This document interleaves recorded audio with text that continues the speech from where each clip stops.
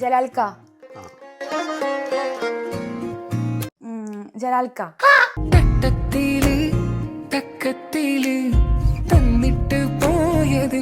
നിങ്ങളെ മുഖത്ത് പാടുമ്പോ ആ ഒരു നിങ്ങൾ ശരിക്കൊരു ഭാവഗായകനാണ്. നിറയും നീലാവത്ത് ഞാൻ നിന്നിൽ ചേരുമ്പോൾ തളിച്ചുണ്ടിൽ ഞാനന്ന് എന്തോ ഒരു പാട്ടുണ്ടല്ലോ, പെണ്ണെ നീ ഏതാണ്, നിന്റെ പേരെന്താണ്, കൊഞ്ചും മൊഴിയിൽ എന്താണ്, നിന്റെ നാടേതാണ്, കുറുകി കുറുകി മധുമൊഴിയണതെന്തേ, ഉള്ളിൽ നിനച്ചിരിക്കാതെ അരികിൽ വിരിഞ്ഞ പൂവേ, സ്നേഹമിസ്കോളാണെന്റെ സുന്ദരി. ഡാഡി ഉപ്പേ, നീ എന്താ ഇവിടെ ഇങ്ങനെ വന്നിരുന്ന് ചിരിക്കണേ? തിരുമേനി മുന്നിലിരുന്ന് ചോദ്യം ചോദിക്കേണ്ടവൾക്ക് ചോദ്യം എന്താണെന്ന് അറിയുന്നില്ല. എഴുതിയ ആള് കല്ലായിത്തൊരു പെണ്ണിന് വേണ്ടിട്ട് ഒരു ലെക്ചർ എഴുതി. എനിക്ക് അങ്ങനെ ഫീൽ ചെയ്തിട്ടില്ല. ഇനിയിപ്പൊ നിങ്ങൾക്ക് അങ്ങനെ ഒരു കല്ലായിൽ ഒരു പെണ്ണില്ലെങ്കിൽ പോലും എനിക്ക് കല്ലായത് പെണ്ണില്ലാന്ന് ആരാ പറഞ്ഞു? കുണ്ടുങ്ങൽ തറവാട്ടില് മാണിക്യ കല്ലാണവൾ, പരിചയെടുക്കും സുൽത്താനായി നിന്നെ വിളിക്കും നേരത്ത്, പിരിശത്തോപ്പിലെ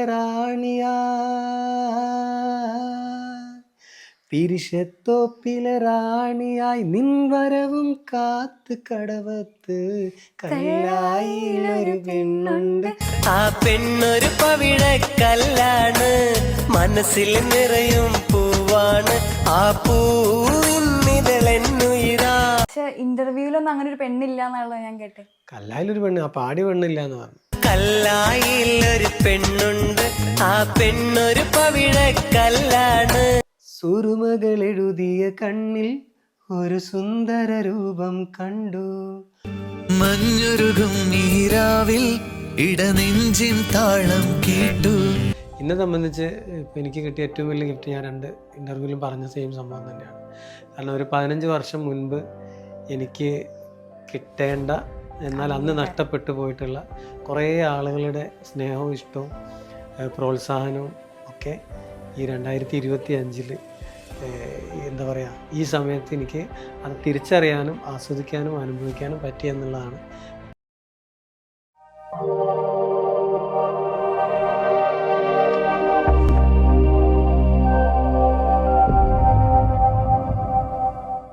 ഹായ് ഹലോ, എല്ലാവർക്കും സിനി ടോക്സിൻ്റെ പുതിയൊരു എപ്പിസോഡിലേക്ക് സ്വാഗതം. എൻ്റെ പേര് സുമയ്യ. ഇന്ന് നമ്മോടൊപ്പം ഉള്ളത് 90 കിഡ്സിൻ്റെ വികാരമായിട്ടുള്ള ജലാൽക്കയാണ്. അപ്പോൾ നമുക്ക് ജലാൽക്കാനെ ഈ പ്രോഗ്രാമിലേക്ക് ഹാർദവമായിട്ട് സ്വാഗതം ചെയ്യാം. Thank you. എന്തൊക്കെ, സുഖാണോ? സുഖമായിരിക്കുന്നു. അപ്പോൾ എവിടെ നോക്കിയാലും കല്ലായി കല്ലായി കല്ലായി. അപ്പോൾ അപ്പൂപ്പൻ എവിടെ നോക്കിയാലും കല്ലായി തന്നെയാണ്. അപ്പോൾ അപ്പം പിന്നെ എന്നല്ല ഉദ്ദേശിച്ചത്? അപ്പൂപ്പ? അയ്യോ, അതല്ല, അതായത് ഇപ്പൊ എവിടെ നോക്കിയാലും ഞാൻ ഉദ്ദേശിച്ചത് അപ്പം എവിടെ നോക്കിയാലും കല്ലായി എന്നുള്ളതല്ലേ. അതിപ്പോൾ എൻ്റെ അടുത്ത് കുറേ ആളുകൾ പറയുന്നുണ്ട്, ഫേസ്ബുക്ക് തുറന്നാലും ഇൻസ്റ്റാഗ്രാം തുറന്നാലും വാട്സപ്പ് തുറന്നാലും ഒക്കെ കല്ലായി ആണെന്ന് പറയുന്നുണ്ട്. അതിന് ഭയങ്കര സന്തോഷമുണ്ട്. കാരണം എല്ലാവരും ആ ഒരു പഴയൊരു പാട്ടിനെ ഇഷ്ടപ്പെട്ടതുകൊണ്ടല്ലേ കാണുന്നത്. അത് കണ്ടു കഴിഞ്ഞപ്പം വന്ന വീഡിയോയ്ക്കും പണ്ട് ചെയ്ത വീഡിയോയ്ക്ക് താഴെയൊക്കെ ഓരോരുത്തരുടെ സ്നേഹവും സന്തോഷവും ഒക്കെ കമൻ്റായിട്ട് ഇങ്ങനെ വായിക്കുമ്പം മനസ്സിന് വല്ലാത്തൊരു കുളിർമയാണ്. അത് ഇത്രയും വർഷം കഴിഞ്ഞിട്ട് ഇത് ഇപ്പോഴും ആൾക്കാരുടെ ഇടയിൽ ഉണ്ട് എന്ന് പറയുമ്പോൾ ഒത്തിരി സന്തോഷം ഉണ്ടാവും അല്ലേ നിങ്ങൾക്ക്? അതായത് തീർച്ചയായിട്ടും ഉണ്ട്. ഇനിയിപ്പോൾ പുതിയ എന്തെങ്കിലും വർക്ക് നിങ്ങൾ ഇതേപോലത്തെ എന്തെങ്കിലും ചെയ്യാൻ ഉദ്ദേശിക്കുന്നുണ്ടോ? എല്ലാവരും ചോദിക്കുന്ന ഒരു സംഭവം അതാണ്. ഞാൻ പറഞ്ഞില്ലേ, ഇപ്പം യാദൃശ്ചികമായിട്ട് സംഭവിച്ചു പോയതാണ്. ഇപ്പോഴത്തെ ഇൻ്റർവ്യൂവും പഴയ പാട്ടുകൾ ആളുകൾ ഇഷ്ടപ്പെടുന്ന കാര്യങ്ങളൊക്കെ അറിയാൻ പറ്റിയത്. അപ്പോൾ വർക്ക് ചെയ്യാനും കാര്യങ്ങളൊക്കെ ആയിട്ടുള്ള അങ്ങനെയൊന്നും ഇതുവരെ ചിന്തിച്ചിട്ടില്ല, പ്ലാനിങ് ഇല്ല, സംഭവിച്ചു കൂടായികയില്ല. ഇപ്പോൾ ആ പഴയ ആൾക്കാരൊക്കെ ആയിട്ട് കൂട്ടുണ്ടോ? അതോ? എല്ലാവരുമായിട്ട് കമ്പനി ഉണ്ട്. താജുകായിട്ട് കമ്പനി ഉണ്ട്, ഷാഫിയായിട്ട് കമ്പനി ഉണ്ട്. പിന്നെ ഇപ്പോൾ വർക്കിലേക്ക് ഇറങ്ങിയ സമയത്തൊക്കെ താജുക്കായിട്ടൊക്കെ സംസാരിക്കും, ഷാഫിയായിട്ട് സംസാരിക്കും. കമ്മ്യൂണിക്കേഷൻ ഉണ്ട്, വിളിക്കാറുണ്ട്. ഷാഫിയൊക്കെ ഇടയ്ക്കുന്നതൊക്കെ എല്ലാവരും കൂടിയിട്ട് ആ പഴയ ഒരു ഇതൊക്കെ അങ്ങനെ ഒരു പ്ലാനിങ് ഉണ്ട്. ഇപ്പോൾ ഷാഫിയുടെ ചാനലിലേക്ക് നമുക്കിരുന്ന് സംസാരിക്കണം എന്നൊക്കെ പറഞ്ഞ് വിളിച്ചിട്ടുണ്ടായിരുന്നു. എന്നെ സംബന്ധിച്ച് ഭയങ്കര ഹാപ്പി, സന്തോഷമുള്ള കാര്യമാണ്. കാരണം ആരെ കൂടെ ഇരുന്ന് പറയുന്നതിനേക്കാളും കൂടുതൽ നമുക്കിരുന്നിട്ട് കുറേ കാര്യങ്ങൾ പറയാനുള്ള ഒരു അവസരമായിട്ടുണ്ടാവും. തീർച്ചയായിട്ടും അതൊരു വലിയ ഭാഗ്യം തന്നെയാണ്. അപ്പോൾ നിങ്ങൾ ഈ ഒരു മ്യൂസിക് ഫീൽഡിലേക്ക് വരാനുള്ള ഒരു വഴിത്തിരിവ് അല്ലെങ്കിൽ എങ്ങനെ എത്തിപ്പെട്ടത് നിങ്ങളതിലേക്ക്? നിങ്ങൾ മിമിക്രി ഒക്കെ ചെയ്തിട്ടുണ്ട് എന്ന് ഞാൻ കേട്ടു. ശരിക്കും ഞാൻ മിമിക്രി ആർട്ടിസ്റ്റാണ്. പിന്നെ ഈ പരസ്യങ്ങൾക്കൊക്കെ സൗണ്ട് കൊടുക്കാൻ പോകും, ഡബിങ്ങിന് സ്റ്റുഡിയോയിൽ പറയും. പിന്നെ പണ്ട് ഉണ്ടായിരുന്നു, ഓർമ്മയുണ്ടോന്നുള്ള ഈ ജീപ്പിൽ വിളിച്ചു പറഞ്ഞു പോണ സംഭവമല്ലേ, അത് ഈ ഓരോ ടെക്സ്റ്റൈൽസിൻ്റെ ഒക്കെ പരസ്യം പറയൽ, അങ്ങനെയാണ് അതിന് തുടക്കം കിട്ടുക അനൗൺസ്മെൻറ്റ്. അതിൽ അനൗൺസ് ചെയ്യണ സമയത്ത് ഒരു ടെക്സ്റ്റൈൽസിൻ്റെ പേരുണ്ടാവുമല്ലോ, അപ്പോൾ അവിടെ മാസങ്ങളോളം നിന്നിട്ടൊക്കെ ആയിരിക്കും നമ്മൾ പുറത്തായിരിക്കും, കോഴിക്കോട് വിട്ടിട്ടുള്ള സ്ഥലങ്ങളിലായിരിക്കും ഇങ്ങനത്തെ സംഭവങ്ങൾ ഉണ്ടാവുക. അവിടെ പോയിട്ട് സാധാരണ എല്ലാവരും അനൗൺസ് ചെയ്യൽ പിന്നെ എന്താ പറയുക, ഒരു ടെക്സ്റ്റൈൽസിൻ്റെ പേര് പറയും, അത് ഇന്ന സ്ഥലം എന്നൊക്കെ അല്ലേ. ഞാൻ അതിൽ നിന്ന് വ്യത്യസ്തമായിട്ട് സിനിമാ നടന്മാരുടെ സൗണ്ടിൽ പിന്നെ ഈ ഇതിൻ്റെ പരസ്യം പറയാൻ തുടങ്ങി. അങ്ങനെ പിന്നെ കുറച്ച് കൂടുതൽ ആളുകൾ എന്നെ വിളിക്കാൻ തുടങ്ങി. അങ്ങനെ അനൗൺസറായി, പിന്നീട് മിമിക്രി ആർട്ടിസ്റ്റായി, പിന്നീട് കുറച്ച് കാസറ്റുകളൊക്കെ മാർക്കറ്റിൽ ഇറക്കി പ്രൊഡ്യൂസ് ചെയ്ത്, പിന്നീട് അഭിനേതാവായി, പിന്നെ എന്താ പറയുക, പാട്ടുകാരനായി. അപ്പോൾ എല്ലായിടത്തും കല്ലായാണ് ഇപ്പോൾ തരംഗമായിട്ട് ഉള്ളത്. അപ്പോൾ ഞാൻ ആ കല്ലായി ഇപ്പോൾ ഇൻ്റർവ്യൂവിൻ്റെ കമൻറ്റ് സെക്ഷനിലൊക്കെ കണ്ടു 17ാമത്ത് പറഞ്ഞ സോങ് കല്ലായിക്ക് ശേഷം പാടിയ ഒരു പാട്ടാണത്. ആ കല്ലായി എഴുതിയിട്ടുള്ള റിയാസ് എന്ന് പറയുന്ന ആ കലാകാരൻ തന്നെയാണ് ആ പാട്ടിൻ്റെ ലിറിക്സും മ്യൂസിക്കും. ആ പാട്ട് അന്ന് ഒരുപാട് ആളുകൾക്ക് ഇഷ്ടമാണെന്നറിയാം, പക്ഷെ ഇപ്പം അത് കമൻറ്റിലൂടെ ഓരോരുത്തരും അത് പാടാൻ, ഇപ്പോൾ മെസ്സേജ് വരുമ്പോഴും പേഴ്സണലായിട്ട് മെസ്സേജ് അയക്കുന്നവരൊക്കെ ആ പാട്ട് പാടിത്തരാൻ വേണ്ടി പറയുന്നവരുണ്ട്. അത് എല്ലാവരും ഇഷ്ടപ്പെടുന്ന ഒരു പാട്ടായിട്ട് എനിക്ക് തോന്നിയിട്ടുണ്ട്. എനിക്കും ഇഷ്ടമുള്ളൊരു പാട്ടാണ്. ഞാനും കേട്ടിട്ടുണ്ട് ചെറുപ്പത്തിലൊക്കെ. അപ്പോൾ നിങ്ങളത് 2 വരി പാടും? രണ്ടാകണ്ട, 4-5 വരി പാടും. ഓക്കെ.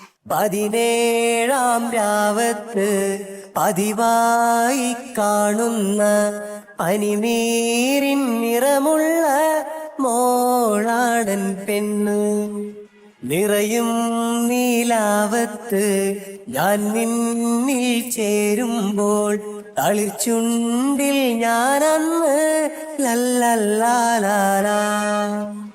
17ാം രാവത്ത് പതിവായി കാണുന്ന പനിനീരിൻ നിറമുള്ള മോളാടൻ പെണ്ണ്.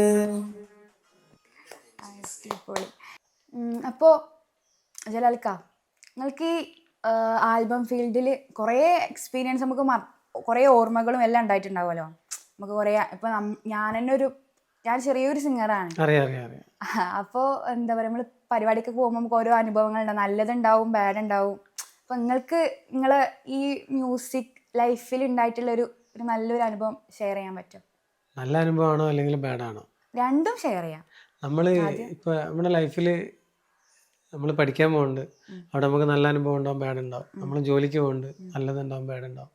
നമ്മൾ ബിസിനസ്സിലേക്ക് ഇറങ്ങുമ്പം അത് കലാപരമായിട്ടുള്ള ഒരു ബിസിനസ് ആണെങ്കിൽ അതിനകത്ത് ബാഡും ഉണ്ടാവും നല്ലതും ഉണ്ടാവും. എന്നെ സംബന്ധിച്ച് ഇപ്പോൾ എനിക്ക് കിട്ടിയ ഏറ്റവും വലിയ ഗിഫ്റ്റ്, ഞാൻ 2 ഇൻ്റർവ്യൂവിലും പറഞ്ഞ സെയിം സംഭവം തന്നെയാണ്.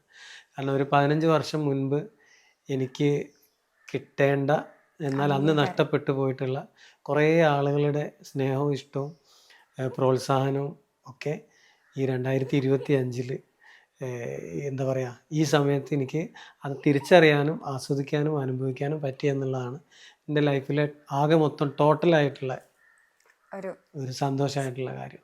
പിന്നെ നമ്മൾ ഏത് ഫീൽഡിൽ പോവുകയാണെങ്കിലും നമുക്കൊരു ബാഡ് ഉണ്ടാവും, നമ്മളിഷ്ടമില്ലാത്തവരുണ്ടാവും, നമ്മളെ എതിർക്കുന്നവരുണ്ടാവും, നമ്മളെ തളർത്തുന്നവരുണ്ടാവും, നമ്മളെ പിടിച്ചു വലിച്ച് താഴ്ത്തിടുന്നവരുണ്ടാവും. പക്ഷേ ആ സമയത്ത് അത് നമുക്കൊരു ബാഡായിട്ട് തോന്നുകയാണെങ്കിലും അനുഭവിക്കുകയാണെങ്കിലും കുറേ കഴിയുമ്പം അത് നമ്മുടെ ജീവിതത്തിലെ വിജയത്തിലേക്ക് എത്താനുള്ള ഒരു ചവിട്ടുപടിയായിട്ടാണ് എന്നെ സംബന്ധിച്ച് ഞാൻ അതിനെ കാണുന്നത്. ഇത്രയും കാലം നിങ്ങൾ കുറച്ചൊരു ഗ്യാപ്പ് എടുത്തല്ലോ, അപ്പോൾ ഇപ്പം നിങ്ങൾക്ക് അതിൻ്റെ ഒരു ഭയങ്കര സന്തോഷത്തിൻ്റെ, ഞാൻ വിചാരിക്കുന്നത് ഒരു ആർട്ടിസ്റ്റ് എന്നുള്ള നിലയിൽ ഇപ്പം എനിക്കത്, ഞാനിപ്പോൾ ഇതൊക്കെ വരുന്നേ ഉള്ളൂ, പക്ഷെ എന്നാലും എനിക്കത് മനസ്സിലാവും. അത് നിങ്ങൾ ഇത്രയും കാലം ഗ്യാപ്പ് എടുത്തിട്ട് പിന്നെ ഒരു തിരിച്ചുവരവ്. സത്യത്തിൽ പറഞ്ഞില്ലേ, പിന്നെ ഇതൊക്കെ മാറ്റി ചിന്തിച്ചിട്ട് വേറെ രീതിയിലേക്ക് മാറിപ്പോയതാണ്, എന്താ പറയുക, ജീവിച്ചു തുടങ്ങിയതാണ്. അവിടുന്ന് ഞാൻ പോലും പ്രതീക്ഷിക്കാതെ ഇങ്ങനെ സംഭവിച്ചിട്ടുണ്ടെങ്കിൽ അത് അതിൻ്റെ ക്രെഡിറ്റ് മാജിക് തന്നെയാണ്. പടച്ചോൻ്റെ ഭാഗത്ത് നിന്ന് കിട്ടിയൊരു ഗിഫ്റ്റും പിന്നെ ആളുകളുടെ സപ്പോർട്ടുമാണ്. നിങ്ങളെ പിന്നെ ഡ്രസ്സിങ്സ് ഞാൻ വന്നപ്പോൾ തന്നെ എനിക്ക് എന്താ ഓർമ്മ എന്ന് വെച്ചാല് ഷാഫിഖാന്റെ കൂടെ ഒക്കെ ഉള്ള ആ ഒരു പണ്ടത്തെ ഡ്രസ്സിങ് സ്റ്റൈല് ഞങ്ങൾ ഇപ്പോഴും കൊണ്ട് നടക്കുന്നുണ്ട് എന്നുള്ളത് അതേപോലെ തന്നെ അത് മാറ്റൊന്നുമില്ല. മാറ്റില്ല. ഞാൻ പെട്ടെന്ന് നിങ്ങള് ബെൽറ്റ് ഒക്കെ മറ്റേ ഏതോ ഒരു പാട്ടിൽ അങ്ങനെയൊക്കെ ഉണ്ട്. എന്തോ ഒരു പാട്ടുണ്ടല്ലോ, പട്ടുടുത്ത പട്ടെടുത്തല്ല ഷാഫിഖാന്റെ ഒരു എനിക്കൊരു ഞാൻ ചെറിയ കുട്ടിയാകുമ്പോഴേ ഇതൊക്കെ കാണണേ. ഒരു പാട്ടുണ്ട്, പിണക്കമായ അല്ല സ്നേഹമിസ് പെണ്ണെ നീ ഏതാണ്, നിന്റെ പേരെന്താണ്, കൊഞ്ചും മൊഴിയിൽ എന്താണ്, നിന്റെ നാടേതാണ്, കുറുകി കുറുകി മധുമൊഴിയണതെന്തേ, ഉള്ളിൽ നിനച്ചിരിക്കാതരികിൽ വന്നു പോവേ, സ്നേഹമിസ്കോളാണ് എൻ്റെ സുന്ദരി, സ്നേഹമിസ്കോളാണ് എൻ്റെ സുന്ദരി. ഞാൻ ഇതിലിപ്പോ ശ്രദ്ധിച്ചത് എന്താന്ന് വെച്ച് കഴിഞ്ഞാല് നിങ്ങളെ മുഖത്ത് പാടുമ്പോ ആ ഒരു നിങ്ങൾ ശരിക്കൊരു ഭാവഗായകനാണ്. ഞാൻ പൊക്കി പറയുന്നല്ല, മീൻസ് നിങ്ങൾ പാടുമ്പോ മുഖത്ത് എല്ലാ എക്സ്പ്രഷനൊക്കെ വരുന്നുണ്ട്. ഓക്കെ, അത് ആ മിമിക്രിന്റെ ഒരു ഇതാണ്. തീർച്ചയല്ല, നമ്മളെ ഉള്ളിൽ അതിനെ അത്രത്തോളം ഇഷ്ടപ്പെടുന്നുണ്ടാണ്. ഇപ്പോൾ പെണ്ണ് നീ ഏതാണ്, പെണ്ണ് ഇങ്ങനെ പാടിയിട്ട് കാര്യമില്ലല്ലോ. നമ്മൾ പണ്ട് നഴ്സറിയിലൊക്കെ പോയിട്ട് പരിപാടിക്ക് വെക്കുമ്പോൾ പേടിച്ചിട്ടൊക്കെ പാടുന്ന സ്റ്റൈലിൽ. അപ്പം അതല്ലല്ലോ, എൻജോയ് ചെയ്യാം. നമ്മളൊരു വാക്ക് സംസാരിക്കുകയാണെങ്കിൽ. നിങ്ങൾ ഇപ്പോഴും മിമിക്രി ചെയ്യാറുണ്ട്? മിമിക്രിക്ക് പോയിട്ട് വർഷങ്ങളായി, കുറേ കൊല്ലം. ഏതെങ്കിലും ഒരു ഇത് ചെയ്യാൻ പറഞ്ഞാൽ ചെയ്യാൻ പറ്റും? നടന്മാരൊക്കെ ഏത് വേണമെങ്കിലും ചെയ്യാൻ പറഞ്ഞാൽ ചെയ്യാൻ പറ്റും, അതിലൊന്നും ഒരു വിഷയമൊന്നുമില്ല. എനിക്ക് നിങ്ങളെ ഫേവറേറ്റ് ഏതാ? എനിക്ക് ഏറ്റവും കൂടുതൽ എടുക്കാൻ ഇഷ്ടമുള്ളതും എളുപ്പമുള്ളതും ഇന്നസെന്റിന്റെയും ജഗതിനെയും. അത് പെട്ടെന്ന് എപ്പം പറഞ്ഞു കഴിഞ്ഞാൽ എടുക്കാൻ പറ്റും. നീ എന്താ ഇവിടെ ഇങ്ങനെ വന്നിരുന്ന് ചിരിക്കണേ? തിരുമേനി മുന്നിലിരുന്ന് ചോദ്യം ചോദിക്കേണ്ടവൾക്ക് ചോദ്യം എന്താണെന്ന് അറിയുന്നില്ല. അവള് ചോദ്യമാണോ ചോദിക്കണത് ഉത്തരാണോ പറയണതെന്ന് ആലോചിച്ചിട്ട് ഞാൻ ഇങ്ങനെ വട്ടം കറങ്ങി നടക്കാം. ഏതായാലും ബെസ്റ്റ് ഓഫ് ലക്ക്. അടിപൊളി, താങ്ക് യു. പിന്നെ ഫാമിലിനെ കുറിച്ചൊക്കെ, ഫാമിലി നിങ്ങൾക്ക് സപ്പോർട്ട് ഉണ്ടായിരുന്നോ? അതായത് ഈ ഒരു മ്യൂസിക് ഫീൽഡിക്ക്, അതായത് നമ്മുടെ മലബാർ ഏരിയയിലൊന്നും ഇപ്പോഴത്തെ പോലെ അല്ല, ഇപ്പൊ കുറച്ചും കൂടെ ഒന്ന് ലിബറലാണ്. ലിബറലിന്റെ മലയാളം പറഞ്ഞുതരോ? അതായത് കുറച്ചും കൂടി ഫ്രീ ആയിട്ട് ചിന്തിക്കുന്ന. പണ്ട് അത് എന്നും അങ്ങനെ തന്നെയാണ്. ഇപ്പം നമ്മൾ ഒരു ഇസ്ലാം മതവിശ്വാസിയാണെങ്കിൽ, ഒരു മുസ്ലിം ആണെങ്കിൽ നമുക്ക് കുറച്ച് നിബന്ധനകളുണ്ട്. ഒരു വാക്കുര ഇപ്പം എനിക്ക് മുസ്ലിമായിട്ട് ജീവിക്കണമെങ്കിൽ ഞാൻ തിരഞ്ഞെടുക്കേണ്ട കുറച്ച് സംഭവങ്ങളുണ്ട്. അതിൽ വ്യക്തമായിട്ട് നമുക്ക് പറഞ്ഞു തന്നിട്ടുണ്ട്, പഠിപ്പിച്ചു തന്നിട്ടുണ്ട്, കാണിച്ചു തന്നിട്ടുണ്ട്. എനിക്ക് യഥാർത്ഥമായിട്ട് അങ്ങനെ ജീവിക്കണം എന്നുണ്ടെങ്കിൽ ഇപ്പോഴും അത് എന്താ പറയുക, വിലക്കപ്പെട്ട തന്നെയാണ്. ജലാൽക്ക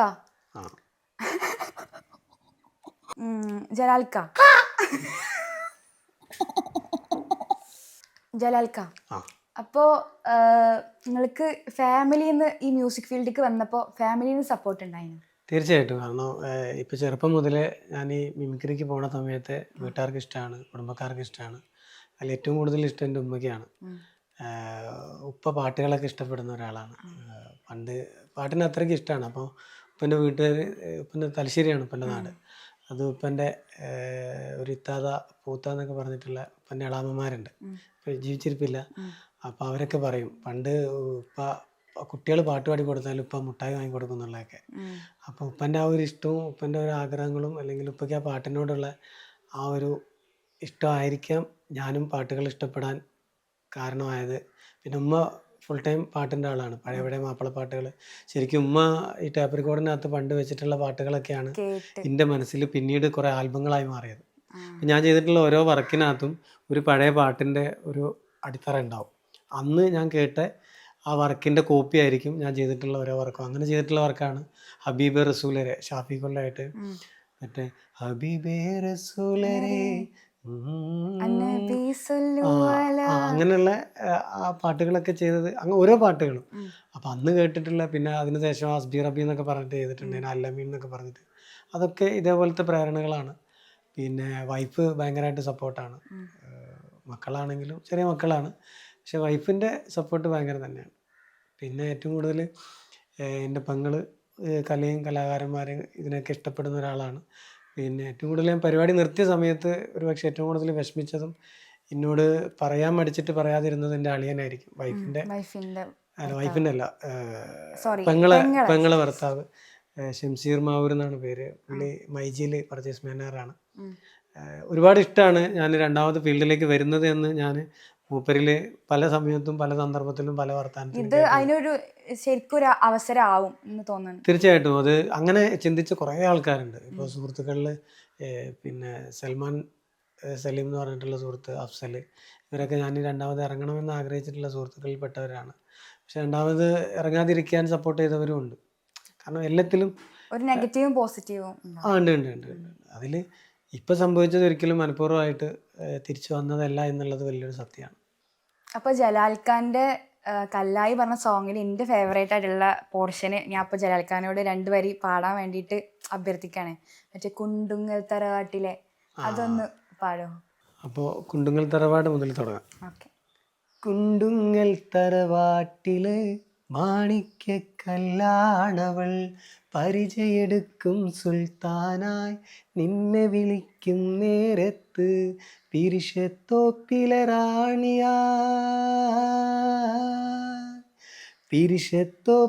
റാണിയായി നിൻ വരവും കാത്ത് കടവത്ത്, കല്ലായിലൊരു പെണ്ണുണ്ട് ആ പെണ്ണൊരു കല്ലാണ്, മനസ്സിൽ നിറയും പൂവാണ് ആ പൂവിന്നിതളെന്നുയരാ. ഈ പാട്ട് പാടുമ്പോൾ ഞാനൊരു കള്ളത്തരം കാണിക്കലുണ്ട്. എന്താ? ആ പൂവിന്നിതളെന്നുയരാ എന്ന് പറയില്ലേ, അതിൽ ഞാൻ ആ പൂവൊക്കെ ഒഴിവാക്കിയിട്ട് ഏതൊരു വാക്ക് കട്ട് ചെയ്തിട്ട് പാടുന്ന ആരോ കമന്റ് ചെയ്തിട്ടുണ്ടായിരുന്നു. എല്ലാ പാട്ടിലും ഞാൻ എവിടെയോ ഒറിജിനല്ലോ ഇപ്പോൾ ലൈവായിട്ട് പാടുന്നതിൽ ഒരു വാക്ക് കട്ട് ചെയ്തിട്ടാണ് ബാക്കി പാടുന്നത്. അതിന്റെ ഒറിജിനൽ ഇപ്പൊ മനസ്സിലായി ഏതാ കട്ട് ചെയ്തതെന്നുള്ളത്. ഓക്കെ. അപ്പോൾ ഇത് ഇപ്പോൾ എഴുതിയ ആള് കല്ലായിത്തൊരു പെണ്ണിന് വേണ്ടിയിട്ടൊരു ലെറ്റർ എഴുതി, എനിക്ക് അങ്ങനെ ഫീൽ ചെയ്തിട്ടുള്ളത്. ഇനിയിപ്പോൾ നിങ്ങൾക്ക് അങ്ങനെ ഒരു കല്ലായിലൊരു പെണ്ണില്ലെങ്കിൽ പോലും എഴുതിയ ആള് കല്ലായി എന്നാണോ കല്യാണം കഴിച്ചത്? എനിക്ക് കല്ലായി പെണ്ണില്ല ആരോ പറഞ്ഞു. നിങ്ങൾ കല്ലായി എന്നാണോ കല്യാണം കഴിച്ചത്? അല്ല, ഞാൻ പാവങ്ങാട്. പക്ഷെ ഇന്റർവ്യൂലൊന്നും അങ്ങനെ ഒരു പെണ്ണില്ല എന്നുള്ളത് ഞാൻ കേട്ടെ. കല്ലായിലൊരു പെണ്ണ്, ആ പാടി പെണ്ണില്ല എന്ന് പറഞ്ഞു.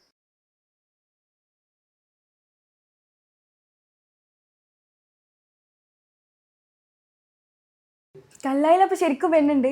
എന്റെ കല്ലായില് പെണ്ണ് എന്റെ ഭാര്യ.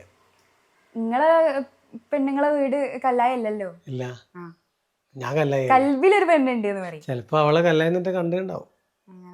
അത് പക്ക അറേഞ്ച് മാരേജ് ആണ്? Arrange marriage. കല്യാണം കഴിഞ്ഞിട്ട് 13 വർഷം അല്ലേ? 13 വർഷം കഴിഞ്ഞു. അപ്പോൾ ഞാൻ ചോദിക്കാൻ വിട്ടുപോയ കാര്യം എന്താ വെച്ചാൽ, അതായത് ഇപ്പോഴത്തെ മാപ്പിളപ്പാട്ടും നിങ്ങളെ ആ ഒരു കാലഘട്ടത്തിലത്തെ മാപ്പിളപ്പാട്ടും നല്ല വ്യത്യാസമുണ്ട്. അതിനോട് നിങ്ങൾ അതിനെ കുറിച്ച് ഞാൻ പറയുന്നത് കേട്ടിട്ടില്ല. അതിനെ കുറിച്ച് നിങ്ങൾക്ക് എന്താ പറയാ? നമ്മളില്ലേ, നമുക്കിപ്പോൾ ഒരു പഴയ മാപ്പിളപ്പാട്ടുകൾ ഇപ്പോഴും നമ്മൾ പാടിക്കൊണ്ടിരിക്കുന്ന പാട്ടുകളാണ്. മധുവർണ്ണപ്പൂ, അനർഗം, മുത്തുമാല. ഈ പാട്ടുകൾ ഒരിക്കലും എന്താ പറയുക, ഒരു മാപ്പിളപ്പാട്ടുകളെ അല്ലെ പാട്ടുകളെ ഇഷ്ടപ്പെടുന്ന ആളുടെ മനസ്സിൽ നിന്ന് പോകില്ല. എത്ര കാലം കഴിഞ്ഞാലും ആ പാട്ടുകൾ തന്നെയായിരിക്കും നമ്മൾ വീണ്ടും തലമുറകളോളം പാടിക്കൊണ്ടിരിക്കുന്നത്. അതിൻ്റെ കാരണം എന്താണെന്ന് വെച്ച് കഴിഞ്ഞാൽ, അന്ന് എഴുതിയിരുന്ന പോലത്തെ എഴുത്തുകാരും അന്നത്തെ മ്യൂസീഷ്യന്മാരും അന്നത്തെ പോലത്തെ പാട്ടുകാരും പിന്നെ ഇന്ന് അങ്ങനത്തെ വർക്കുകളിൽ ഇല്ല. അങ്ങനത്തെ വർക്കുകൾ ഇറക്കാനുള്ള സാഹചര്യങ്ങളുണ്ടോയെന്ന് വെച്ചാൽ ഉണ്ട്, പക്ഷേ അങ്ങനത്തെ വർക്കുകൾ ഇറങ്ങുന്നില്ല. അപ്പം അങ്ങനത്തെ വർക്കുകൾ ഇറങ്ങാത്തടത്തോളം കാലം എന്താണ് നമുക്ക് മാർക്കറ്റിൽ ഇറങ്ങുന്ന പാട്ടുകളും കാര്യങ്ങളും അത് അത്യാവശ്യം കേൾക്കാൻ രസമുള്ളതാണെങ്കിൽ ആളുകൾ ഇഷ്ടപ്പെടും, അത് നെഞ്ചിലേറ്റി കൊണ്ട് നടക്കും. ഇപ്പോൾ നിങ്ങളെ ഇൻ്റർവ്യൂവിൻ്റെ താഴത്തൊക്കെ കുറേ കമൻറ്റ് നമ്മൾ കാണുന്നുണ്ട്, കുറേ പാട്ടിൻ്റെ സജഷൻ ചോദിക്കുന്നതൊക്കെ.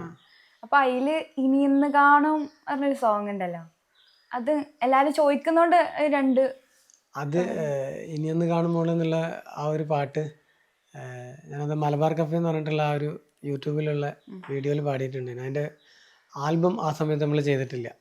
പക്ഷെ ആ പാട്ടൊക്കെ കുറേ ആളുകളെ മനസ്സിൽ കയറിയിട്ടുള്ള ഒരു പാട്ടാണെന്ന് തോന്നുന്നു. പക്ഷെ ആ സമയത്തൊക്കെ ഈ മാപ്പിളപ്പാട്ടിൽ കുറച്ച് പൈങ്കിളിയൊക്കെ ടൈപ്പ് വന്നിട്ടുണ്ട്. പക്ഷെ അതൊക്കെ എൻജോയ് ചെയ്യണം. അന്ന് നമ്മൾ പൈങ്കിളി ആയിട്ട് ചെയ്തിട്ടുള്ള പാട്ടുകളൊക്കെ അന്ന് പൈങ്കിളി എന്ന് പറഞ്ഞ് പലരും കളിയാക്കിയിട്ടുണ്ടായിരുന്നു. പക്ഷെ ഇപ്പോൾ ആ ഒരു പേരിൽ മലയാള സിനിമയിൽ ഒരു പടം വരെ വന്നു. അപ്പോൾ അതിൻ്റെ വാല്യൂ ഇവർ ഈ പേരിടുന്നതിന് മുൻപ് നമ്മൾ അതിൻ്റെ വാല്യൂ തിരിച്ചറിഞ്ഞിട്ടുണ്ട്. മനസ്സിലായി? അപ്പം നമ്മൾ പണ്ട് ഉപയോഗിച്ചിരുന്നത് ആ ടൈമിലുള്ള ആളുകൾക്ക് പൈങ്കിളിയായിരുന്നു. പക്ഷേ 2025 ആയപ്പോൾ ആ പൈങ്കിളിനെ അംഗീകരിച്ചിട്ട് മലയാള സിനിമാ മേഖല വരെ ഒരു സിനിമയ്ക്ക് പേരിട്ട്. അപ്പം നമ്മളെ സംബന്ധിച്ച് അത് പറഞ്ഞ ആളുകൾ ചിന്തിക്കുന്നതിൻ്റെ അപ്പുറത്തേക്ക് നമ്മൾ അന്ന് ചിന്തിച്ചെന്നുള്ളതാണ്. മനസ്സിലായി? അപ്പോൾ ആ പാട്ട് പ്യാടാം. ഇനിയെന്ന് കാണുമോളെ ഞാൻ മതിയാകുവോളം നിന്നെ ഞാൻ കരളിൻ്റെ കൂട്ടിലെന്നെന്നും കളിക്കൂട്ടുകാരനിവനുണ്ടോ കളിവാക്കു കേൾക്കുവാനെന്നും അണയുന്ന തോഴനിവനുണ്ടോ ഇനിയെന്ന് കാണുമോളെ ഞാൻ മതിയാകുവോളം നിന്നെ ഞാൻ കരളിൻ്റെ കൂട്ടിലെന്നെന്നും കളിക്കൂട്ടുകാരനിവനുണ്ടോ കളിവാക്കു കേൾക്കുവാനെന്നും അണയുന്ന തോഴനിവനുണ്ടോ ഇനിയെന്ന് കാണും മോളെ ഞാൻ. ഏയ്, അതല്ല ഇതിന്റെ ലിറിക്സും മ്യൂസിക്കൊക്കെ നിങ്ങൾ തന്നെ ചെയ്ത്? ഇതിൻ്റെ ലിറിക്സ് കിണ് പിന്നെ എൻ്റെ കുറേ പാട്ടുകൾ എഴുതിയിട്ടുള്ള CT കബീർ എന്ന് പറയുന്ന ആ എഴുത്തുകാരനാണ് എഴുതിയത്. അന്ന് അവൻ എഴുത്തുകാരനായിരുന്നു, ഇന്ന് മിമിക്രി ആർട്ടിസ്റ്റാണ്, മലയാള സിനിമയിൽ സജീവമാണ്. ഇപ്പോൾ പാട്ടുകളൊന്നും എഴുതലില്ലാന്ന് തോന്നുന്നു. നിങ്ങളടുത്തുള്ള നിങ്ങൾ പാടിയ എല്ലാതിന്റെ കളക്ഷൻസ് ഇപ്പൊ നിങ്ങളുടെ കയ്യിലുണ്ടോ അതോ എല്ലാം? ഒക്കെ കയ്യിലുണ്ട്.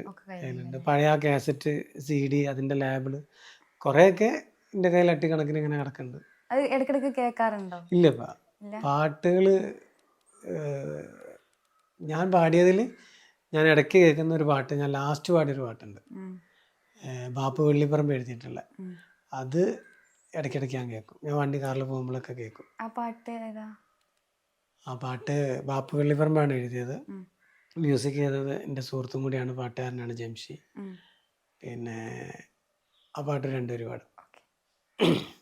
സ്വർഗത്തിൻ തട്ടിലിരുന്ന് കിന കാണാനെന്ത് രസം, കിന കണ്ട നിന്നെ കാണാൻ അതിലും രസം, മുഹബത്തിൻ മുന്തിരി മുത്താൽ നീ കോർത്തു തന്നൊരു ഇഷ്ടം, ഈ സ്വർഗത്തോപ്പിനേക്കാൾ പെരുത്തൊരിഷ്ടം, സ്വർഗത്തിൻ തട്ടിലിരുന്ന്. ഇപ്പൊ നമുക്കൊരു പുതിയ പാട്ടും കൂടി കേൾക്കാൻ പറ്റി, അതിൽ ഒരുപാട് സന്തോഷം. ഈ പാട്ടിനെ കുറിച്ച് ഇത് കേൾക്കാത്ത വലിയ ഫെമിലിയർ ആയിട്ടുള്ള ഒരു പാട്ടല്ല, അങ്ങനെ ഇത് കേട്ടിട്ടില്ല. 2-3 കൊല്ലം മുന്നേ ഏകദേശം പരിപാടിയൊക്കെ നിർത്തുന്നതിന് മുൻപ് പാടിയിട്ടുള്ള ഒരു പാട്ടാണ്. കുറച്ചും കൂടെ ഒരു പൈങ്കിളി വിട്ടിട്ടുള്ള ഒരു സാധനം കേട്ടിട്ട് എനിക്ക് അങ്ങനെ ഫീൽ ചെയ്തത്. ഇത് ആരാ എഴുതി? ഈ പാട്ട് എഴുതിയത് പണ്ടിപ്പോൾ നമ്മൾ ഒട്ടുമിക്ക പാട്ടുകളൊക്കെ എഴുതിയത് അന്നത്തെ കൂടെ ഉണ്ടായിരുന്ന സുഹൃത്തുക്കളൊക്കെയാണ്. ഈ പാട്ട് എഴുതിയിട്ടുള്ളത് ഒരു പക്ഷേ ആയിരക്കണക്കിന് മാപ്പിളപ്പാട്ടുകൾ എഴുതിയിട്ടുള്ള, മാപ്പിളപ്പാട്ടിൻ്റെ എന്താ പറയുക, എല്ലാവർക്കും ഒരുപാട് ഇഷ്ടമുള്ള, ഒരുപാട് ഹിറ്റുകൾ സമ്മാനിച്ചിട്ടുള്ള ബാപ്പു വെള്ളിപ്പറമ്പ് എഴുതിയിട്ടുള്ള പാട്ടാണ്. അപ്പോൾ പുള്ളി 2-3 പാട്ട് എഴുതിയിട്ടുണ്ട്. മൂപ്പര കുറച്ച് വർക്കുകളൊക്കെ ചെയ്തിട്ടുണ്ടായിരുന്നു. പിന്നെ നമ്മൾ ചെന്ന് കഴിഞ്ഞാൽ എപ്പോഴും ഒരു സുഹൃത്തുക്കളെ പോലെയാണ് മൂപ്പര. ആ ഒരു ഗമയിലൊന്നുമല്ല, എപ്പോഴും ഒരു ജോളി മൂഡ് മനുഷ്യനാണ്. ഭയങ്കര ഇഷ്ടമാണ് മൂപ്പരുടെ പാട്ടുകൾ, ഇഷ്ടമാണ് മൂപ്പര് വിമർശിക്കുന്നത്, ഇഷ്ടമാണ് വ്യക്തിപരമായിട്ട് മൂപ്പര ഒരുപാട് ഇഷ്ടമാണ്, റെസ്പെക്ട് ചെയ്യുന്നു മൂപ്പര. ഇപ്പം ഈ ഫീൽഡിൽ ആയതുകൊണ്ട് നമുക്ക് കുറേ കലാകാരന്മാരെ പരിചയപ്പെടാനും ഒക്കെ കഴിഞ്ഞിട്ടുണ്ടാവും. അതിൽ ഏറ്റവും ഫേവറായിട്ട് ആയിട്ടുള്ള അങ്ങനെ ഇപ്പം നമ്മൾ തുടങ്ങിയത് മിമിക്രി ആൽബം സംഭവങ്ങളൊക്കെ ആണെങ്കിലും എനിക്ക് പ്രോഗ്രാം ചെയ്തിട്ട് ഞാൻ എത്തിപ്പെട്ടത് വിനീത് ശ്രീനിവാസൻ്റെ പ്രോഗ്രാമിൽ. ഞാൻ എല്ലാ ഇതിലും പറയലുണ്ട്, കൊല്ലത്തുള്ള നോഫൽക്കയുടെ മൂപ്പരുടെ കൂടെയായിരുന്നു കുറേ കാലം. അപ്പോൾ ആ ഒരു സമയത്ത് എനിക്ക് കിട്ടിയ ഒരുപാട് വലിയ സ്റ്റേജുകളിൽ എനിക്ക് ഏറ്റവും ഇഷ്ടപ്പെട്ട സ്റ്റേജ്, പരിപാടി നടത്താൻ ഇഷ്ടമുള്ള, ഏറ്റവും കൂടുതൽ എനർജി കിട്ടുന്നൊരു ഷോ ആണ് വിനീത് ശ്രീനിവാസൻ്റെ ഷോ. ആ ഷോയിൽ പങ്കെടുക്കാനും പെർഫോം ചെയ്യാനൊക്കെ ഭയങ്കര ഇഷ്ടമാണ്. എല്ലാവരുടെ ഷോയ്ക്കും അതിൻ്റെതായ പ്രത്യേകതയുണ്ട്, പക്ഷെ ഇതിനകത്തൊരു വൈബ് കൂടുതലാണ്. എങ്ങനെയാണ് വിനീതേട്ടൻ്റെ കൂടെ ഒക്കെ ഉള്ള ഒരു ഇത്? വിനീതേട്ടൻ്റെ ഷോ ഫസ്റ്റ് കൊല്ലത്ത് നടക്കുമ്പോൾ, കൊല്ലം ബീച്ചിൽ പ്രോഗ്രാം നടക്കുന്ന സമയത്ത്, ഓണ പ്രോഗ്രാമാണ്. അതിനകത്ത് ഞാൻ ഫസ്റ്റ് ആദ്യമായിട്ട് കിണു പാടാനാണ് പോണത്. ആ ഒരു പാട്ട് പാടുന്നു. എനിക്കിപ്പോഴും ഓർമ്മയുണ്ട്, ആ സ്റ്റേജിൽ നിന്ന് ഓടിയിട്ട് ഞാൻ വർക്കലയിലേക്ക് വേറൊരു പ്രോഗ്രാമിന് പോയത് കുറേ കൊല്ലങ്ങൾക്ക് ശേഷം. അത് ജീവിതത്തിൽ വലിയൊരു അനുഭവമാണ്. പിന്നീട് വിനീത് ശ്രീനിവാസൻ്റെ ഷോയിൽ, നൗഫലിക്ക എടുക്കുന്ന ഒട്ടുമിക്ക ഷോയിലൊക്കെ ആങ്കറായിട്ട് ഞാൻ തന്നെയാണ് ഉണ്ടാവാറ്. അത് ഇപ്പം കുറച്ച് മുന്നേ, ഇപ്പം ഈ നമ്മുടെ ഈ ഒരു എന്താ പറയുക, ഇപ്പോൾ ആളുകൾ ഇഷ്ടപ്പെട്ട ഈ ഒരു സമയത്തും ഒരു ഷോയ്ക്ക് പോയിട്ട് ആങ്കർ ചെയ്ത് തൃക്കരിപ്പൂർ അവിടെ പോയിട്ട് കിണും കല്ലായിയൊക്കെ പാടി ഭയങ്കര ത്രില്ലടിച്ചിട്ടാണ് വന്നത്. അവിടുത്തെ ഓഡിയൻസിനെ കുറിച്ച് ഒന്നും പറയാനില്ല. ഹെവിയാണ്, നമ്മളെക്കാൾ കഴിവുള്ള ഓഡിയൻസ്. ഇപ്പോൾ നമ്മളിപ്പോൾ വിനീതേട്ടനെ കുറിച്ചാണ് പറഞ്ഞത്. അപ്പോൾ വിനീതേട്ടൻ്റെ കൂടെ ചെയ്ത വർക്കും കാര്യമൊക്കെ അതിനെക്കുറിച്ച് ഒന്ന് പറയാൻ പറ്റും? വർക്കും കാര്യങ്ങളൊന്നും ഉണ്ടായിട്ടില്ല. പിന്നെ കുറച്ച് കാലങ്ങളായിട്ട് ഷോസ് ചെയ്തിട്ടുണ്ട്. ഏറ്റവും കൂടുതൽ ഗൾഫ് ട്രിപ്പൊക്കെ പോയത് വിനീത് ശ്രീനിവാസൻ്റെ ഷോക്കാണ്. പിന്നെ എനിക്ക് കിട്ടിയൊരു ഗിഫ്റ്റ് എന്താണെന്ന് വെച്ച് കഴിഞ്ഞാൽ, പിന്നെ നമ്മൾ അന്ന് ചെയ്തിട്ടുള്ള ഒരു സിനിമയിൽ അർജുൻ അശോകനും സിനിൽ സൈനുദ്ദീനും നായകനായിട്ടുള്ള അമ്പാടി ടാക്കീസ് എന്ന് പറഞ്ഞ പടത്തിൽ റിയാസ് പയ്യോളി എഴുതിയിട്ടുള്ള ഒരു പാട്ട് പിന്നെ പാടി തന്നത് വിനീതേട്ടനാണ്. അത് ആ കത്തി നിൽക്കുന്ന സമയത്ത്, അതായത് വിനീതേട്ടനെ പൊടിയിട്ടാൽ പോലും ഒരു പാട്ട് പാടിക്കാൻ കിട്ടാത്ത സമയത്ത് മൂപ്പര കൂടെ ചിലപ്പം ആ ഒരു പരിചയത്തിൻ്റെ പുറത്ത് യാതൊരു പ്രതിഫലവും വാങ്ങാതെ അന്ന് പാടി തന്നിട്ടുണ്ട്. യൂട്യൂബിനകത്തുണ്ട് ആ പാട്ട്. സുറുമകൾ എഴുതിയ കണ്ണിൽ ഒരു സുന്ദര രൂപം, സുറുമകൾ എഴുതിയ കണ്ണിൽ ഒരു സുന്ദര രൂപം കണ്ടു, മഞ്ഞുരുകും ഈരാവിൽ ഇടനെഞ്ചിൻ താളം കേട്ടു, സുറുമകൾ എഴുതിയ കണ്ണിൽ ഒരു സുന്ദര രൂപം കണ്ടു. വിനീതേട്ടൻ പാടിയതിൽ ഒരു പക്ഷേ കുറേ ആളുകൾ ഇഷ്ടപ്പെടുന്നൊരു പാട്ടാണ്. അതായത് ഏത് സിനിമയിലാണെന്നുള്ളത് ചില ആൾക്കാർക്ക് അറിയാത്ത ഒരു സംഭവങ്ങളൊക്കെ ഉണ്ടാകും. അപ്പോൾ ഇത്രയും പ്രണയഗാനങ്ങളും ഒക്കെ എഴുതിയ ആളെ മനസ്സിൽ എന്തായാലും ഒരു പ്രണയം ഉണ്ടായിട്ടുണ്ടാവും എന്ന്. കലാകാരന്മാരെ മനസ്സിൽ എപ്പോഴും ഒരു പ്രണയ ഒരു ഞാൻ നമ്മൾ ഒരു എന്താ പറയുക, നമ്മൾ സ്കൂളിൽ പോണ്, കോളേജിൽ പോണ്, ജോലിക്ക് പോണ്, അല്ലെങ്കിൽ നമ്മൾ ജീവിതത്തിൻ്റെ ഏത് സ്ഥലത്തിൽ ഏത് മുക്കിലും മൂലയിലും പോയാലും നമ്മൾ ജീവിച്ച് തീർക്കുക എന്നുള്ളതാണ്. അതിൻ്റെ ഇടയിൽ എല്ലാവർക്കും പ്രണയം ഉണ്ടാവും. അപ്പോൾ എന്നെ സംബന്ധിച്ച് വെച്ചാൽ അങ്ങനെ ഒരു പ്രണയം ഉണ്ടെങ്കിൽ അതൊരു 10-25 ലൈനർ സിസ്റ്റം, സൗണ്ട് സിസ്റ്റം ഒക്കെ വെച്ച്, എന്നിട്ടൊരു മൈക്കൊക്കെ എടുത്ത് നാട്ടുകാരോട് മൊത്തം ഇങ്ങനെ കൂവി വിളിച്ച് പറഞ്ഞിട്ട് അതിലൊരു സന്തോഷം കണ്ടെത്താൻ എനിക്ക് ആഗ്രഹമില്ല. നിങ്ങളിപ്പോൾ അത് ചോദിക്കുന്നതിൽ എനിക്ക് ഭയങ്കര സന്തോഷമുണ്ട്. കാരണം ഒരാളുടെ പ്രണയം അത് ചോദിച്ച് മനസ്സിലാക്കിയിട്ട് അതിൽ നിന്നും കിട്ടുന്ന സുഖം എന്താണെന്നുള്ളത് എനിക്ക് മനസ്സിലാവണില്ല. അല്ല, അതെന്തെങ്കിലും മീൻസ് നിങ്ങൾക്ക് അപ്പോൾ ഒരു പ്രണയം ഉണ്ടായിട്ടുള്ളൂ? എനിക്ക് ഒരു പ്രണയം ഉണ്ടെന്ന് ഞാൻ പറഞ്ഞോ? അല്ല, അങ്ങനെ പറഞ്ഞിട്ടില്ല അല്ലേ. ഞാൻ എന്താണ് പറയണത് അതിന് തിരിച്ച് മറുപടി പറയാം. അവരോട് ചോദിക്കണ്ട, അനക്ക് എന്ത് വേണേ പറയാം. അപ്പൊ നിങ്ങൾക്ക് പ്രണയം ഉണ്ടായിട്ടില്ല ശരിക്കും? ഞാൻ ഉദ്ദേശിക്കണത് ഇത്രയേ ഉള്ളൂ. നമ്മൾ ഇപ്പം ഇത് കാണുന്നവർക്ക് നമ്മളെ പ്രണയം അറിഞ്ഞിട്ട് ഒന്നുമില്ല, ചോദിച്ചിട്ട് ഇങ്ങൾക്കും ഒരു കാര്യമില്ല. പിന്നെ ഒരു എൻ്റർടൈൻമെൻറ്റ് എന്നുള്ള രീതിയിൽ കുറച്ച് ചിരിക്കുക, കുറച്ച് വർത്തമാനം പറയുക, കിട്ടിയ ഒരു അവസരം സന്തോഷത്തിൽ തീർക്കുക എന്നുള്ളതാണ്. അപ്പോൾ ഇതിങ്ങനെ അടിച്ചേൽപ്പിച്ച് ഇങ്ങനെ ചോദിക്കുമ്പോൾ പറയാനൊക്കെ ആഗ്രഹമുണ്ട്. അടുത്ത ആരാണ് ഇൻ്റർവ്യൂ ചെയ്യാൻ വരുന്നത് നോക്കട്ടെ, എന്നിട്ട് അവരോട് പറയാം. എന്നോട് പറയാത്ത വേണ്ട, ഒരു കുറച്ച് നീണ്ടു പോയിക്കോട്ടെ ഇൻ്റർവ്യൂ ഇങ്ങനെ. അല്ല, ഇപ്പോഴത്തെ സിംഗേഴ്സൊക്കെ ലൈവിൽ പാടുമ്പോൾ പ്ലസ് ട്രാക്കൊക്കെ ഇട്ടിട്ട് ചെയ്യല്. അപ്പോൾ അന്നൊക്കെ അത് ഉണ്ടായിരുന്നു. പ്ലസ് ഇട്ടിട്ട് ആണെന്നാണ്, അതായത് കൂടെ, അതായത് ഓൾറെഡി ഇത് വെച്ചിട്ടുണ്ടാവും, ഓഡിയോ വെച്ചിട്ടുണ്ടാവും, എന്നിട്ട് പിന്നെ പാടുന്ന ആ ഒരു സിസ്റ്റം. പ്ലസ് എന്ന് പറയുന്നത് പ്ലസ് ഇട്ട് പാടാന്നുള്ളത്. പണ്ടത്തെ കാലഘട്ടം എന്ന് പറഞ്ഞു കഴിഞ്ഞാൽ യഥാർത്ഥ കഴിവുള്ളവനെ പിടിച്ചു നിൽക്കാൻ പറ്റുള്ളൂ, സ്റ്റേജിലാണെങ്കിലും എവിടെയാണെങ്കിലും. അപ്പം നമ്മൾ ലൈവ് പാടൽ നമുക്ക് നിർബന്ധം. പറ്റിക്കുകയാണെങ്കിൽ ഒരു സമയത്തോ 2 സമയത്തൊക്കെ പറ്റിക്കാൻ പറ്റുള്ളൂ. പിന്നെ ഇപ്പം എന്ന് പറയാൻ ഇപ്പം ആളുകളെ പറ്റിക്കാൻ സാങ്കേതികത ഒരുപാട് കൂടുതൽ വന്നിട്ടുണ്ട്, ടെക്നിക്കലി ഡിജിറ്റൽ. അപ്പം അതിൽ യഥാർത്ഥ കലാകാരൻ അല്ലാത്ത ഒരുത്തിന് ഒരു കലാകാരനായിട്ട് മാറാൻ പറ്റുന്ന ഒരു കാലഘട്ടമാണിത്. പക്ഷെ നമ്മളെ സംബന്ധിച്ച് ലൈവായിട്ട് പെർഫോം ചെയ്ത് ആളുകളെ ആ ഒരു കൂട്ടത്തിൽ നിന്ന് രക്ഷപ്പെട്ട് വരണമെങ്കിൽ ആ ഒരു 2-3 മണിക്കൂർ നമ്മൾ സ്റ്റേജിൽ നിൽക്കുമ്പോൾ ശരിക്കും നെഞ്ചെടുപ്പാണ്, ശരിക്കും പേടിയുണ്ടാവും. കാരണം അത്രയും ആയിരക്കണക്കിന് ആളുകളെ തൃപ്തിപ്പെടുത്തണം, സന്തോഷിപ്പിക്കണം, പരിപാടി വിജയിക്കണം, തിരിച്ചു പോരണം. അതിൽ പരാജയപ്പെട്ട പരിപാടികൾ ഇഷ്ടം പോലെ ഉണ്ടായിട്ടുണ്ട്. അപ്പം ഇന്നത്തെ കാലഘട്ടത്തെ വെച്ച് നോക്കുമ്പം ഇന്ന് കുറച്ചുകൂടി ആളുകളെ പറ്റിക്കാൻ എളുപ്പമാണ്, പക്ഷേ നിലനിൽക്കാൻ കഴിയില്ല. യഥാർത്ഥമായിട്ട് കഴിവുള്ള കലാകാരനെ നിലനിൽപ്പുണ്ടാവുള്ളൂ. തൽക്കാലത്തേക്ക് പ്ലസ്സൊക്കെ ഇട്ട് പാടി രക്ഷപ്പെട്ടിട്ട് പോവാം. പിന്നെ പലരും വീഡിയോയിൽ നമ്മളിപ്പോൾ പ്ലസ് ഇട്ട് പാടുമ്പോൾ കുറേ ആളുകൾ തെറ്റിദ്ധരിച്ചിട്ടുണ്ട്, ഇത് പ്ലസ് അല്ലേ അല്ലെങ്കിൽ ഒറിജിനൽ അല്ലേ. അതെന്തുകൊണ്ടാണെന്ന് വെച്ച് കഴിഞ്ഞാൽ ഇപ്പം നമ്മൾ ഇപ്പം പാടുമ്പം ഈ മൈക്ക് ഒരിക്കലും ഇതൊരു സ്റ്റുഡിയോ സെറ്റപ്പ് അല്ല. നമ്മുടെ വോക്കൽ മാക്സിമം മനോഹരമായിട്ട് മിക്സ് ചെയ്തിട്ട് അതിനകത്ത് എരിവും പുളിയൊക്കെ ചേർത്തിട്ടാണ് നമ്മൾ പാട്ടുകൾ കേൾക്കുന്നത്. ഇത് സംസാരിക്കാനുള്ളതാണ്. അപ്പോൾ ആളുകൾക്ക് കേൾക്കാനുള്ള ഒരു ഇമ്പത്തിന് വേണ്ടിയിട്ട് ചിലപ്പോൾ പ്ലസ് ഇട്ടെന്ന് വരാം. വീഡിയോക്കകത്ത്. അത് നമ്മളല്ല, എഡിറ്റർമാർ ചെയ്യുന്നൊരു സംഭവമാണ്. പാട്ടുകാർ ഏതെങ്കിലും ഒറിജിനൽ പാടിയിട്ടുണ്ടെങ്കിൽ അവർ പാടിയിട്ടുള്ള പ്ലസ് അതിൽ നേരെ പേസ്റ്റ് ചെയ്തിട്ട് വിടും. അതിനകത്ത് പിന്നെ എനിക്ക് പറയാനുള്ളതെന്ന് വെച്ച് കഴിഞ്ഞാൽ ആളുകൾക്ക് കേൾക്കാനുള്ള ഒരു ഇഷ്ടത്തിന് വേണ്ടിയിട്ടും സുഖത്തിന് വേണ്ടിയിട്ടും ഒരു ക്ലാരിറ്റിക്ക് വേണ്ടിയിട്ടും ഇടുന്നതായിരിക്കും. ചിലപ്പോൾ പാടിയ സമയത്ത് കുറേ വോയിസും കാര്യങ്ങളൊക്കെ വന്നിട്ട് കൺസിസ്റ്റൻ്റ് ആയിട്ടുണ്ടാവും. അപ്പം അതില്ലാണ്ടാക്കാൻ വേണ്ടിയിട്ടാണ് ചില വീഡിയോകളിൽ പ്ലസ് ഇടുന്നത്. ഇപ്പോഴത്തെ ഇനി പുതിയ വരുന്ന സിംഗേഴ്സിനോടും ഇപ്പോഴത്തെ സിംഗേഴ്സിനോടൊക്കെ എന്താ നിങ്ങൾക്ക് പറയാനുള്ളത്? അത് കുറേ പറയാനുണ്ട്. ഇതുവരെ ഉള്ള സിംഗേഴ്സിനോടും ഇനി വരാനുള്ള സിംഗേഴ്സിനോടും എന്നെ സംബന്ധിച്ച് എനിക്കൊന്നും പറയാനില്ല. കാരണം അതൊക്കെ ഓർക്ക് തന്നെ അറിയാം. എന്നാലും നിങ്ങളുടേതായിട്ട് നിങ്ങൾ ഇത്രയും കാലമായി ഈ ഫീൽഡിൽ ഒന്നും പറയില്ല.